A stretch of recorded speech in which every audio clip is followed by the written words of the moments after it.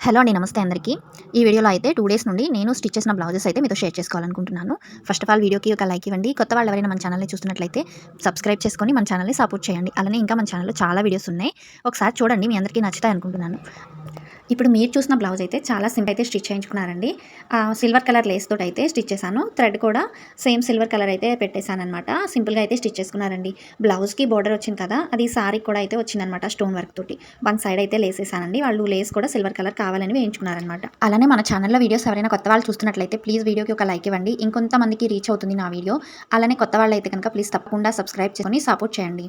ఇంకొక బ్లౌజ్ వచ్చేటప్పటికి గోల్డెన్ కలర్‌లో అయితే స్టిచ్ చేశానండి. వాళ్ళు క్లాత్ అనేది తీసుకున్నారనమాట. క్లాత్ తీసుకొని సపరేట్‌గా అయితే స్టిచ్ చేయించుకున్నారు.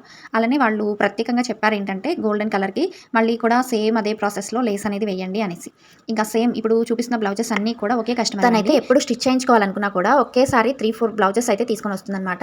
ఇంకొక కలర్ వచ్చేటప్పటికి బ్లాక్ అండ్ రెడ్ కలర్ కాంబినేషన్‌లో అండి. ఇది కూడా ఒక సారీకి కలర్ మ్యాచింగ్ కోసం అనేది స్టిచ్ చేయించుకున్నానన్నమాట. హ్యాండ్స్‌కి వచ్చేటప్పటికి కట్ వర్క్ తోటి అయితే స్టిచ్ చేశానండి. ఆల్రెడీ డిజైన్ అయితే వచ్చింది. కాకపోతే దాన్ని ఇంకొంచెం కట్ చేసి మనం డిజైన్ అయితే కట్ వర్క్‌లోనే అయితే స్టిచ్ చేసి ఇవ్వడం జరిగింది.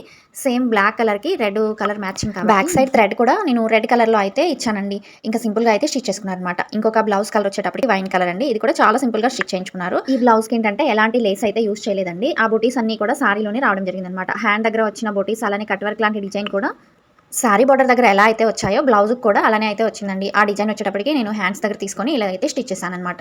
వాళ్ళకైతే చాలా బాగా నచ్చిందండి. ఈ 4 బ్లౌజెస్ కూడా నేను 2 డేస్‌లో అయితే స్టిచ్ చేయడం జరిగిందనమాట. నాకు వాళ్ళు ఫీడ్‌బ్యాక్ కూడా చాలా బాగా అందించారండి. ఫిట్టింగ్స్ కానీ, డిజైన్స్ కానీ సింపుల్‌గా ఉన్నాయి. అయినా కూడా మాకు చాలా బాగా నచ్చాయని చెప్పారు. అలానే ప్లీజ్ కొత్త వాళ్ళైతే ప్లీజ్ తప్పకుండా లైక్ చేసి షేర్ చేయండి. మన ఛానల్‌లో వీడియోస్ నచ్చుతున్నట్లయితే సబ్స్క్రైబ్ చేసుకోండి.